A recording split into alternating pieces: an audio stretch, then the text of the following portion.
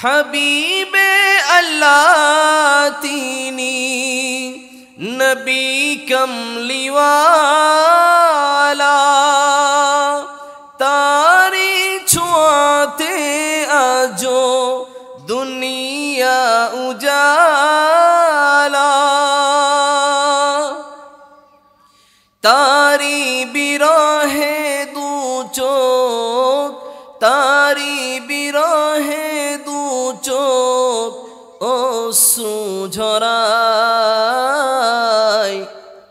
যে ফুল যুগ যুগান্তরে খুশবু ছড়ায়।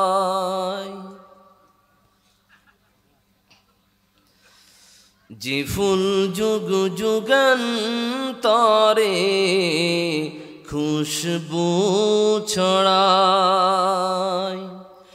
গাহে গুণগান যার খুদ আল্লাহ তাআলা, কবি ও কবি গাথে শত সুরের মালা। তারি প্রেমে পাগল আমি, তারি প্রেমে পাগল আমি, কেঁদে যে বেড়াই। যে ফুল যুগ যুগান্তরে খুশবু ছড়ায়। যে ফুল যুগ যুগান্তরে খুশবু ছড়ায়। সম্মানিত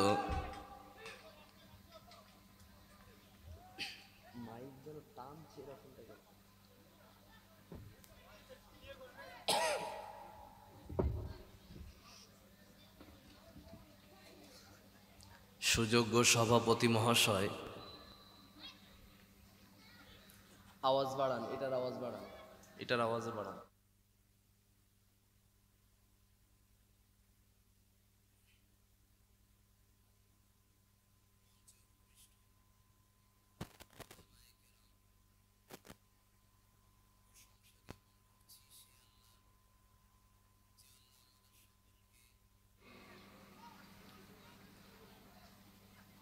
কুচবিহার দিনহাটা,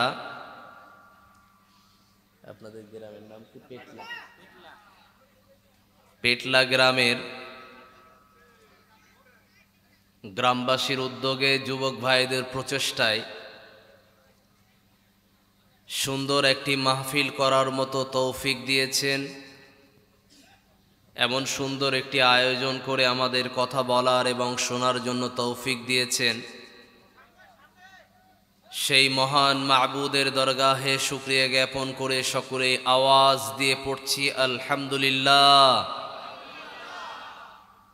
অতঃপর অগণিত শান্তির ধারা দরুদ বর্ষিত হোক শেষ নবী মুহাম্মদুর রাসূলুল্লাহ সাল্লাল্লাহু আলাইহি ওয়াসাল্লামের প্রতি, সকলেই পড়ছি আমিন। পবিত্র কুরআনের সূরাতুল বাকারাহ থেকে মাত্র 2টি আয়াত পরিবেশন করেছি। আয়াতদ্বয়কে সম্মুখে রেখে সংক্ষিপ্ত তাফসির করে সংক্ষিপ্তে কিছু কথা বলে আজকের আলোচনা সমাপনী করার চেষ্টা করব ইনশাআল্লাহ তাআলা। আল্লাহ পাক আমাদের সকলকেই যতটুকু কথা শোনাবেন এবং বলাবেন, আমাকে সহ আমাদের সকলকেই পরিপূর্ণ কথার ওপরে আমল করার তৌফিক দেন, পড়ি আমিন। আল্লাহ আমাদের সকলের প্রতিশ্রুতি প্রতিজ্ঞাকে কবুল করে নাও, আবারও পড়ছি আমিন। আমরা এতক্ষণ যাবৎ, এখন সময় হয়ে গেছে 11:30 অতিক্রম করেছে, এতক্ষণ যাবৎ আমরা ধৈর্য ধারণ করেছি। আল্লাহ আমাদের উপরে দয়া প্রেরণ করেছেন বিধায় আমরা ধৈর্য ধারণ করার সামর্থ্যবান হয়েছি। সেই আল্লাহ পাক রব্বুল ইজ্জত তিনি এতক্ষণ যাবৎ বিভিন্ন উলামায়ে কেরামের মুখ থেকে আল্লাহর পবিত্র কোরআনের কথা, বিশ্ব নবীর অমীয় বাণী কিছু কথা থেকে আমাদেরকে কথা শোনাচ্ছিলেন। সার্বিক কথাগুলো এতক্ষণ যাবৎ আমরা সকলেই মনোযোগ দিয়ে শুনছিলাম। আপনাদের সম্মুখে আমি যে দুটি আয়াত তেলাওয়াত করেছি, এই দুটি আয়াতের মূল কনসেপ্ট, মূল টপিকস এটার উপরেই থাকবে। আল্লাহ পাক রব্বুল আলামিন আমাদেরকে পৃথিবীতে জীবন দিয়েছেন। এই জীবনের ভিতরে আমাদের মানসিক চাহিদা থাকবে, আমাদের শারীরিক চাহিদা থাকবে, আমাদের পারিবারিক চাহিদা থাকবে, আমাদের সামাজিক চাহিদাও থাকবে, আমাদের ভিতরে সংসারের বিভিন্ন রকম সমস্যা থাকবে, সেগুলোরও চাহিদা থাকবে। এই চাহিদা অনুপাতে আমাদের যতটুকু প্রয়োজন আল্লাহ ততটুকু আমাদেরকে না চাইতেই দিয়ে দেন। কথা ঠিক কিনা? একটু জোরে বলেন। তো আল্লাহ আমাদেরকে না চাইতেই যেগুলো যেগুলো আমাদের জরুরি প্রয়োজন সেগুলো আল্লাহ আমাদেরকে না চাইতেই দিয়ে দেন। কিন্তু আমাদের চাহিদা কম নয়, আমাদের চাহিদা অনেক। এই চাহিদা পূরণ করার মতো যদি একমাত্র সামর্থ্যবান হয়, ওই সামর্থ্যবান জায়গার নাম, ওই সামর্থ্যবান একটা জায়গা আছে, তার নাম হলো কবর। কবর ছাড়া আমাদের সার্বিক চাহিদাকে কেউ শেষ পর্যন্ত উপহার হিসাবে দিতে পারে না। তাই আমরা আসি, পৃথিবীতে আমাদের যেরকম চাহিদা থাকবে সেই চাহিদার পরে আমরা যেগুলো আমাদের মনের চাওয়া পাওয়া, এগুলো আমরা আল্লাহর কাছে কিভাবে চাইব এবং চাওয়ার পরে কিভাবে আমরা আল্লাহর কাছে এ বিষয়ে পরামর্শ নেব, আল্লাহ পাক আমাদেরকে কিভাবে তিনি শিখিয়েছেন চাওয়া, বিশ্বনবী তিনি কিভাবে শিখিয়েছেন, তার সহযোগিতা পাইতে গেলে কিভাবে সহযোগিতা চাইতে হয়। আল্লাহ পাকের কাছে আমরা সকলেই প্রার্থনা করি আল্লাহ যেন ইতিপূর্বে আমরা যত রকম বিভ্রান্তিতে ছিলাম সমস্ত বিভ্রান্তি থেকে আমাদের সকলকে যেন আল্লাহ সমস্ত চাওয়া, বিভিন্ন রকম শিরক, বিভিন্ন রকম বেদাত মুক্ত জীবন নিয়ে আমরা যেন বেঁচে থাকতে পারি, পড়ি আমিন। আল্লাহ পাক রব্বুল আলামিন তিনি পবিত্র কোরআনের ভিতরে জানান, সূরাতুল বাকারা পারা নাম্বার 2, সূরা নাম্বার 2, রুকু নাম্বার 19, আয়াত নাম্বার 153, 54, 55। এখানে আল্লাহ পাক রব্বুল আলামিন তিনি কি জানান? আল্লাহ পাক রব্বুল আলামিন তিনি বলেন, ইয়া আইয়ুহাল্লাযীনা আমানু ইসতাঈনু বিস-সাবরি ওয়াস-সালাহ। আল্লাহ পাক রব্বুল আলামিন তিনি জানালেন, হে ঈমানদার ব্যক্তিবর্গরা, তোমরা আমার কাছে চাও, কিন্তু তোমরা ওইভাবে চাও, আল্লাহ পাক সেটাও বললেন, আমানুস্তাঈনু বিস-সাবরি ওয়াস-সালাহ। এক নাম্বার তোমরা চাইবে ধৈর্য ধারণ করার মাধ্যমে আল্লাহর কাছে সাহায্য চাও। 2 নম্বরে আল্লাহ বললেন তোমরা আমার কাছে সাহায্য চাও কিন্তু নামাজের মাধ্যমে চাও। বিশ্বনবীর সাহাবারা যখনই যদি কোনো কিছুই প্রয়োজন হয়েছে, এমনকি একটা জুতার ফিতা পর্যন্ত যদি প্রয়োজন হয়েছে, তারা 2 রাকাত নামাজ আদায় করে আল্লাহর কাছে 2 হাত পেতে নিয়ে আল্লাহর কাছে সহযোগিতা চেয়েছে। তাদেরকে পূরণ করেছেন কে? আল্লাহ। আল্লাহর নাম বলতেও এত কৃপণতা। তারা কার কাছে সাহায্য চেয়েছেন? আল্লাহর কাছে। সমস্ত সাহাবায়ে কেরাম, বিশ্বনবীর শিষ্য, বিশ্বনবীর ছাত্ররা, তারা আল্লাহর কাছে সাহায্য চেয়েছেন বিশ্বনবীর শেখানো পদ্ধতির দ্বারা। আমরা চারিদিকে একটা মানসিকতা সম্পর্কে আমরা জানি, সাহাবায়ে কেরামরা মসজিদে নববীর বারান্দায় আসহাবে সুফফা হিসাবে ছিল। এমনও সাহাবী এসেছে আবু হুরায়রা রাদিয়াল্লাহু আনহু, তিনি মসজিদে নববীর বারান্দায় ছাত্র জীবন অবস্থায় থাকার সময়ে আসহাবে সুফফায় যখন তিনি বিশ্বনবীর কাছ থেকে হাদিসগুলো সংগ্রহ করতেন, বিশ্বনবীর কথাগুলোকে তিনি যখন ক্যাচ করতেন, ব্রেনে জমা করতেন, এই সময় আবু হুরায়রার একটা সময় এলো, ক্ষুধার যন্ত্রণায় আবু হুরায়রা ছটপট করে। এই ছটপটের যন্ত্রণা দেখে সাহাবায়ে কেরামরা বলতে লাগলো, আবু হুরায়রার শিরার টান ধরার রোগ ধরেছে। এই রোগটাকে আমরা কি বলি? মৃগী রোগ বলি। আপনারা কি বলেন? শিরার টান ধরার রোগকে আমাদের দিকের ভাষায় বলে মৃগী রোগ। কি বলে? একই? ঠিক আছে, তাহলে বোঝাতে সুবিধা হবে। সাহাবী আবু হুরায়রার যখন এমন শিরা টান ধরেছে, আল্লাহর রসুলের সাহাবীরা এসে বললেন, ও আবু হুরায়রা, তোমার কি মৃগী রোগ হয়েছে? আবু হুরায়রা রাদিয়াল্লাহু আনহু তিনি দুঃখের করুণ কণ্ঠে তিনি উত্তর দিয়ে বললেন, সাহাবীরা রে, আমার কোনো মৃগীয় রোগ হয় নাই। আমি আজ কয়েকদিন যাবত না খেয়ে বিশ্বনবীর কাছে থেকে হাদিস সংগ্রহ করার জন্য পড়ে আছি। এই ছাত্র জীবনের কষ্টের জন্য আমার খাওয়ার অনাহারে, আমি খাবার কষ্টের জন্য আমার আজকের শিরা টান ধরেছে। এই আবু হুরায়রার এই অবস্থা দেখে বিশ্বনবী সাল্লাল্লাহু আলাইহি ওয়াসাল্লাম তিনি আনসারদেরকে ডাক দিয়ে বললেন, এবং যারা ব্যবসায়ী সাহাবী ছিল তাদেরকে ডেকে বললেন, সাহাবীরা রে, আবু হুরায়রার জন্য খাবারের ব্যবস্থা করো।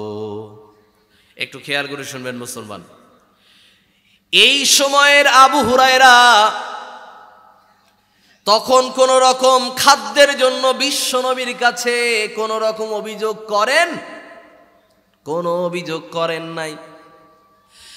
বিশ্বনবীর হাদিস নেওয়ার জন্য, সংরক্ষণের জন্য কোন রকম বাহানা করেন নাই। বর্তমান সময়ের ছাত্ররা যদি মাদ্রাসায় খাবারের জন্য একটা সপ্তাহে যদি গোশ মিস হয়ে যায়, অভিযোগ শুরু হয়ে যায়। আছে না নাই? মিশন বলেন, মাদ্রাসা বলেন, শিক্ষা কেন্দ্র বলেন, স্কুল বলেন, কলেজ বলেন, ইউনিভার্সিটি বলেন, অভিযোগের আমাদের কোনো শেষ নাই। অভিযোগ অভিযোগ অভিযোগ অভিযোগ। তারা ওই সময়ে কোন রকম বিশ্বনবীর কাছে নিজের কষ্টের জন্য, পরিবারের জন্য কোন রকম অভিযোগও করে না। এমন একটি সাহাবীর নাম হলো তালহা। আবু হুরায়রার কথাটাকে একটু মনে রাখবেন, খেয়াল রাখবেন। তালহা রাদিয়াল্লাহু আনহু তিনি বিশ্বনবীর মসজিদে নববীতে তিনি নামাজ পড়তে আসেন। এই নামাজ পড়ার পরে বিশ্বনবী সাল্লাল্লাহু আলাইহি ওয়াসাল্লাম তিনি দেখলেন, সাহাবায়ে কেরামরাও ফলো করলেন। ফজরের সময়ে তালহা রাদিয়াল্লাহু আনহু তিনি নামাজ পড়ার পরে বিশ্বনবী তিনি অনেক সময় কথাবার্তা বলতেন। তসবিহ, তাহলিল, জিকির, আজকার, দুয়া কালাম করার পরে বিশ্বনবী তিনি সাহাবাদের কাছ থেকে স্বপ্নের কথা শুনতেন, বিভিন্ন তাদের সমস্যাগুলোকে শুনতেন এবং সমাধানের উপায়ও বলে দিতেন। আল্লাহর রাসূল করিম সাল্লাল্লাহু আলাইহি ওয়াসাল্লামের এই মজলিসে তালহা রাদিয়াল্লাহু আনহু বসেন না। আল্লাহর রাসূলের সাহাবীরা যখন বিশ্বনবীর কাছে বললেন, এ কথা বলার পরে তালহা রাদিয়াল্লাহু আনহুকে ডেকে বললেন, তালহা একটু এখানে বসো। আমি নবী হিসাবে আমি তোমার কাছে কি কোনো অপরাধ করেছি, কোনো অন্যায় করেছি, তোমাকে কি কোনো ব্যথা দিয়েছি যে তুমি আমার কথা না শুনে চলে যাও? আল্লাহর রাসূলের সাহাবী তালহা রাদিয়াল্লাহু আনহু তিনি বললেন, ইয়া রাসূলুল্লাহ, সমস্ত প্রশ্নের উত্তরগুলো পরে দেব, আপনি আমাকে একটু ছেড়ে দেন, আমি বাড়ি থেকে ঘুরে আসি। আল্লাহর রাসূলের সাহাবীকে ছেড়ে দিলেন। তালহা রাদিয়াল্লাহু আনহু তিনি বাড়িতে পৌঁছে গেলেন। বাড়িতে ঘুরে এসে এবারে তিনি মসজিদের দিকে আসছেন। আল্লাহর রাসূলের কাছে এবারে ফিরে এসে তালহা রাদিয়াল্লাহু আনহু তিনি এবারে বললেন, ইয়া রাসূলুল্লাহ, আমার বাড়িতে আমার একটাই মাত্র জুব্বা, এই ধরনের কাপড়, আমার স্ত্রীর সতর ঢাকার মতো কোনো কাপড় নাই। আমরা দুইজন এই একটা কাপড় পরে নামাজ পড়ি। এরপরে যখন নামাজের সময় হয়, আমার স্ত্রী ওই পাহাড়ের নিচে আমাদের ঘর আছে, তার ভিতরে একটা গর্ত আছে, ওই গর্তের ভিতরে বসে থাকে। এরপরে আমি যখন নামাজ পড়ে গিয়ে বাড়িতে ফিরি, আমার স্ত্রী আমার কাপড়টাকে পরে নিয়ে নিজের সতর ঢেকে নিয়ে তারপরে নামাজ পড়ে। সতরটা কত দূর মেয়েদের? মেয়েদের শুধু মুখটা খোলা থাকবে, হাতের কবজির এইটুকু খোলা থাকবে, আর বাকি পায়ের গোড়ালির নিচে এটুকু আঙুলটা খোলা থাকতে পারে। এটা নামাজের জন্য বাধ্যতামূলক, যেইগুলো ঢাকতে হবে এগুলো ঢাকা থাকতে হবে। ওই সাহাবীর স্ত্রীর বিষয়টা ঘটেছিল এই রকম। এই সময় সাহাবীর স্ত্রী তিনি বাহানা করতে পারতেন যে আমাদের তো কাপড় নাই, যতদিন কাপড়ের ব্যবস্থা হবে না ততদিন নামাজ পড়ব না, এটা করতে পারতেন। কিন্তু সাহাবীর স্ত্রী বাহানা করেন নাই। আল্লাহর রাসূলের সাহাবা তিনিও বাহানা করতে পারতেন, আল্লাহ যখন আমাকে সচ্ছল অবস্থা দেবে তখনই আমি আল্লাহর ইবাদত করব। বাহানা করতে পারতেন না? করেননি। আমাদের বাহানা কি? এই শুক্রবারটা আসুক তারপরে নামাজ পড়ব, আছে না নাই? এই রকম আল্লাহকে দেওয়া ওয়াদাবাজ, ধোকাবাজ, এরকম ওয়াদা করনেওয়ালা ধোকাবাজ আল্লাহর সঙ্গে ধোকাবাজি করে, প্রতি শুক্রবারে নামাজ পড়ে। এ হলো সুকুমিয়া। আর কেউ কেউ আছে বছরে 2 বার নামাজ পড়ে, এ হলো ঈদুমিয়া, মানে ঈদ ছাড়া নামাজ পড়ে না। এই মার্কা নামাজি আমাদের সমাজে আছে না নাই? আছে। বোঝাতে যাচ্ছিলাম, আমরা ইবাদত করার জন্য বাহানা করি, কিন্তু বিশ্বনবীর সাহাবারা যত রকম অভাব অনটন এসেছে তাদেরকে ইবাদত থেকে কেউ নিরাশ করতে পারে নাই। এবারে বলতে চাইছিলাম, আবু হুরায়রাকে অনেকেই বলে গরিব। অনেক সাহাবীদেরকে বলা হয় সাহাবীরা নাকি শুধু গরিবই জীবন যাপন করেছে, তাদের নাকি কোনোদিন লাইফে কোনোদিন নাকি যাকাত দেওয়ার মতো জায়গা আসে নাই।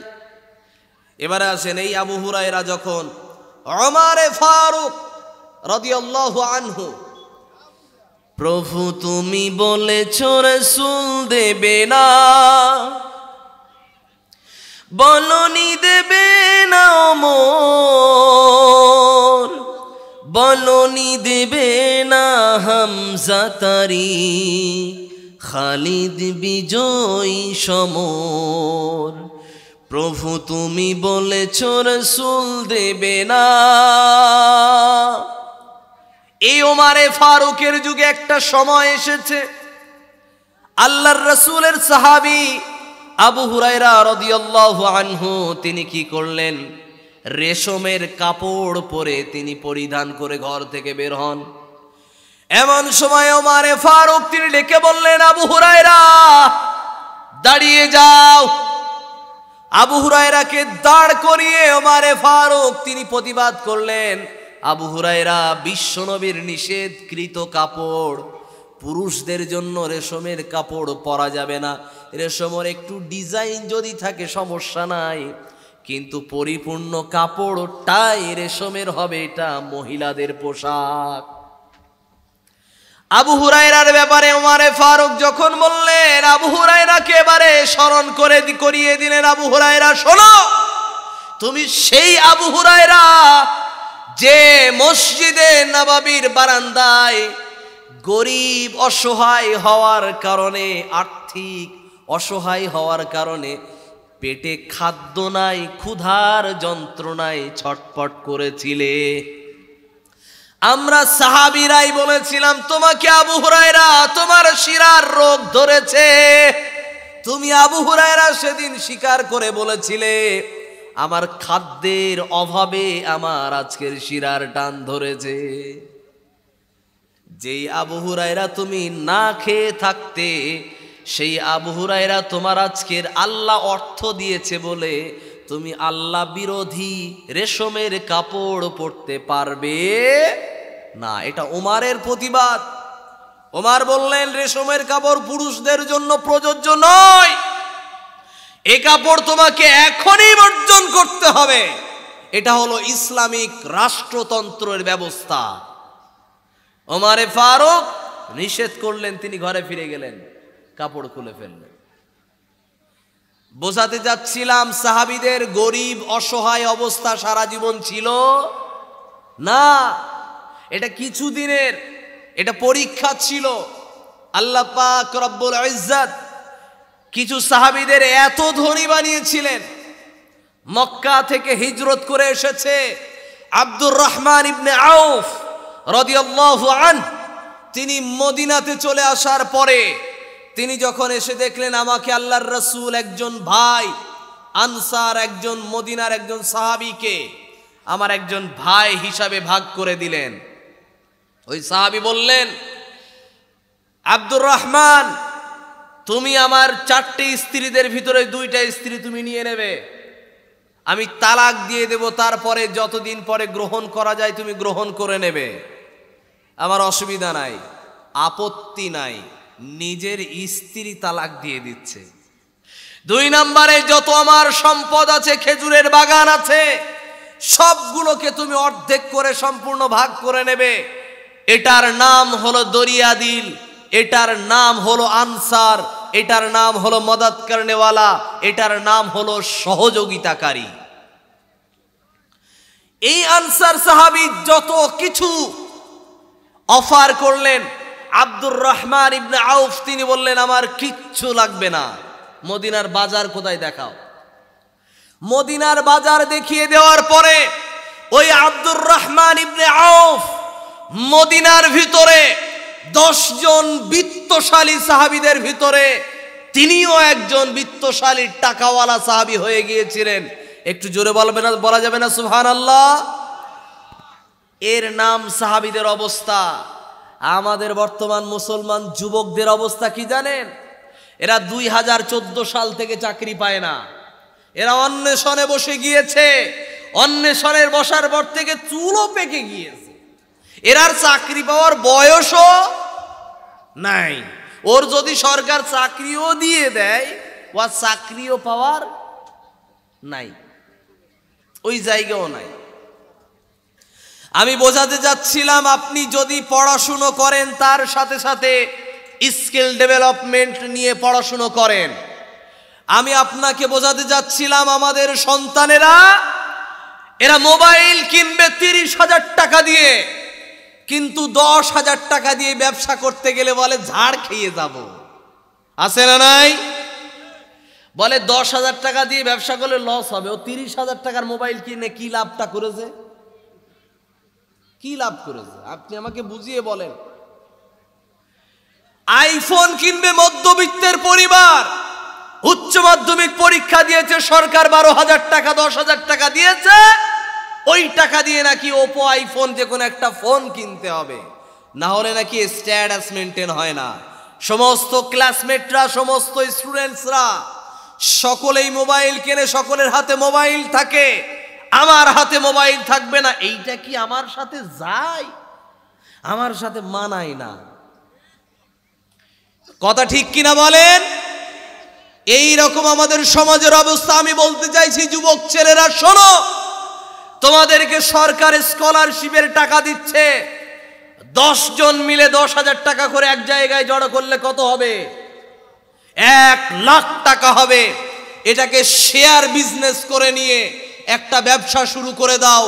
এই ব্যবসার নাম হোটেল তৈরি করে দাও। একটা ব্যবসা শুরু করে দাও, ঘুগনির দোকান করে দাও। একটা ব্যবসা শুরু করে দাও, কোন জায়গায় ক্যাফে খুলে দাও, কোন জায়গায় ফুচকার দোকান তৈরি করে দাও। সন্ধ্যাবেলা মাত্র 3 ঘন্টা করে ডিউটি করবে, বাকি টাইম ডিউটি নয়, বাকি টাইমে পড়াশুনো করবে, এটা তোমার ব্যবসা এখন থেকেই শুরু করো। আমাদের সমাজের বুক থেকেই ব্যবসা করে ইহুদি খ্রিস্টানরা প্রফিট লুটে নেয়, কিন্তু আমরা কোনো প্রফিটের দিকে ধান্দা নাই।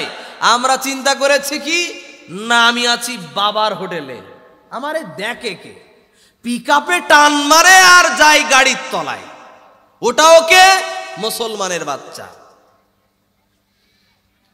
যার বাপের যত টাকা সেই সন্তান তত বড় কুসন্তান।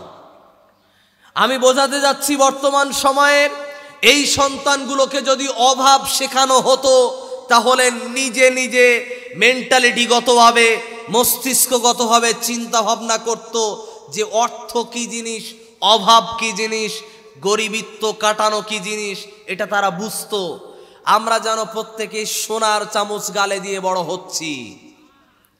সন্তানদেরকে সোনার চামচ গালে দিয়ে বড় করেন না। এই সন্তান আপনার মুখে লাথি মারবে বড় হয়ে, এই সন্তানই আপনার মুখে থাপ্পড় মারবে। সন্তানকে আপনার যত কোটি কোটি বিলিয়ন বিলিয়ন টাকা থাকুক, তারপরেও সন্তানকে অসহায় শেখান। কেন বলেছি এই কথা? আমেরিকার একজন প্রেসিডেন্ট ছিলেন, তার নাম হলো বারাক ওবামা। এই বারাক ওবামার একটি মেয়ে আছে, তার মেয়েকে নিজের পথে নিজেকে এস্টাবলিশ করার জন্য, গরিব অসহায় বিষয়, অর্থ ইনকাম করা কতটা কষ্টের হয় এটা দেখানোর জন্য মেয়েকে বলা হয়েছিল, তুমি তোমার মতন করে 1 বছর জীবন যাপন করো, আমার পকেট থেকে 1 পয়সা পাবে না। ওই মেয়েটা গিয়ে চাকরি খুঁজে নিজের যোগ্যতা দিয়ে একটা হোটেলে কাজ নিল, বাবার পরিচয় দিয়ে নয়, নিজের নাম দিয়ে শুধুমাত্র যোগ্যতা দিয়ে কাজ করলো। 3 মাস ওই হোটেল থেকে ডেভেলপমেন্ট করে ট্রান্সফার হয়ে আরো একটা জায়গায় গেল। এরপরে আস্তে আস্তে সেই বছরের পর থেকে সেই বারাক ওবামার মেয়ে এত বড় একজন, সারা পৃথিবীকে যারা রাজ করে, এই আমেরিকার প্রেসিডেন্টের মেয়ে সেই দিন থেকে বাবার হাত থেকে 1 টাকা হাত খরচ নেয় না। এর নাম হলো নিজের পায়ে দাঁড়ানো। তারা তাদের মেয়েদেরকে পর্যন্ত নিজের পায়ে দাঁড়ানোর জন্য কি করায়?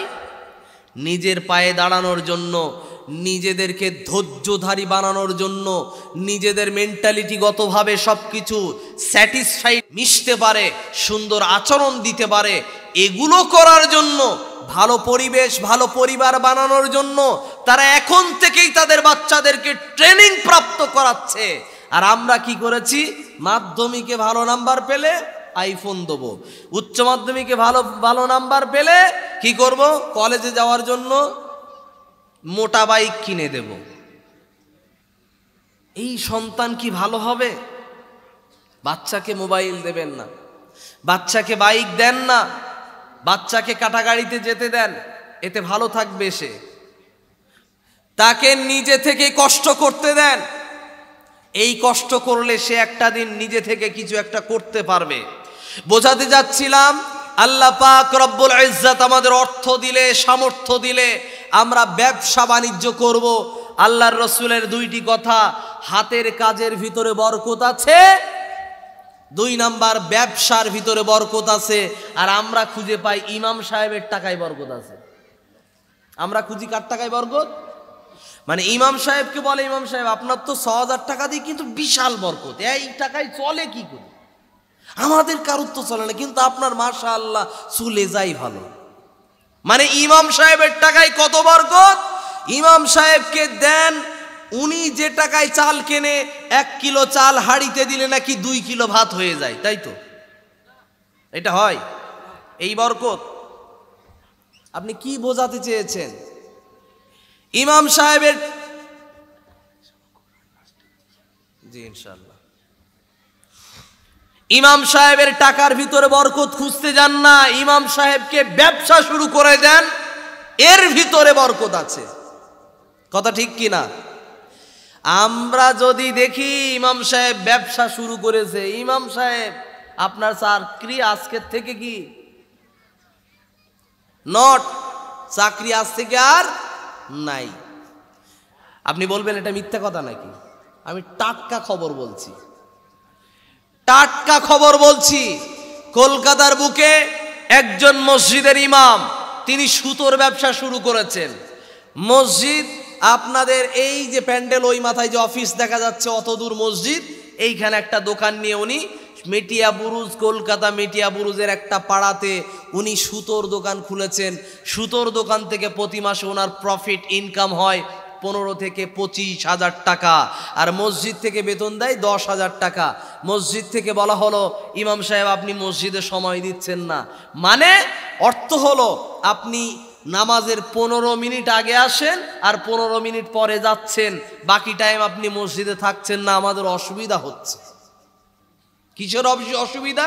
না আপনার দোকানে আমাদের ঝাড়ফুঁক করতে অসুবিধা হচ্ছে। এটা নিয়ে বাহানাবাজি করে সেই ইমামকে ছাড়িয়ে দেওয়া হলো। আপনার কি মনে হয়েছে ওই ইমাম সাহেবের বেতন কমে গিয়েছে? মোটেও না। আল্লাহ পাক তিনি বলছেন, অমিম্মা রাযাকনাহুম ইউনফিকুন, আমি আল্লাহ যেটা রিজিক দিয়েছি তা থেকে খরচ করো। বোঝাতে যাচ্ছিলাম ওই ইমাম সাহেব মসজিদ ছেড়ে দেওয়ার পরে তার মাসে ইনকাম শুরু হয়েছে, নিজে গল্প করেছে আমার সাথে, 40,000 টাকা। একটু বলবেন না আলহামদুলিল্লাহ? কেন এ কথা বলেছি? আল্লাহর রসুল বলছেন ব্যবসার ভিতরেই কি আছে? বরকত আছে। আপনি মানেন চাই না মানেন, পৃথিবীতে সব থেকে বড় বড় ব্যবসায়ী, তার নাম ইহুদি খ্রিস্টান। তারা বিশ্বনবী মুহাম্মাদের নেতৃত্ব মানে না, কিন্তু বিশ্বনবী মুহাম্মাদের নীতি মেনে চলে, তাই তারা আজকের সাকসেস হয়েছে। একজন ব্যবসায়ীর নাম মার্ক জুকারবার্গ, এটাকে ফেসবুকের ওনার, এটাকে হোয়াটসঅ্যাপের ওনার। সারা পৃথিবীতে এমন একটি দেশ দেখান যারা ফেসবুক হোয়াটসঅ্যাপ ব্যবহার করছে না। কথা বলেন। সমস্ত পৃথিবীতে সব ঘরে ঘরে এর ব্যবসা পরিচালিত হচ্ছে। আমি বোঝাতে যাচ্ছিলাম একটা ব্যক্তির নাম, বড় ব্যবসায়ী, তার নাম হলো ইলন মাস্ক। এই ব্যক্তিটার একটা সময় আসছে, সে মোবাইল একটা লঞ্চ করবে। ওই মোবাইলের নাম হলো কি? টেসলা পাই মোবাইল। এই টেসলা পাই মোবাইলের ভিতরে সিম কার্ড লাগবে না, চার্জার লাগবে না, যে কোনো আলোতে চার্জ হয়ে যাবে, স্যাটেলাইটের মাধ্যমে কল কানেকশন চলবে, ইন্টারনেট কানেকশন চলবে। বলছে কোনো রিচার্জ করা লাগবে না, একবারই পুরো লাইফের জন্য একবার রিচার্জ করিয়ে নেবেন, ওই রিচার্জ যথেষ্ট হয়ে যাবে। বোঝাতে যাচ্ছিলাম এরা টেকনোলজি নিয়ে সব সময় চিন্তা ভাবনা করছে, এরা ডিভাইস নিয়ে চিন্তা ভাবনা করেছে। আর আমাদের চিন্তা ভাবনা কি? যে আমরা কখন কি করব,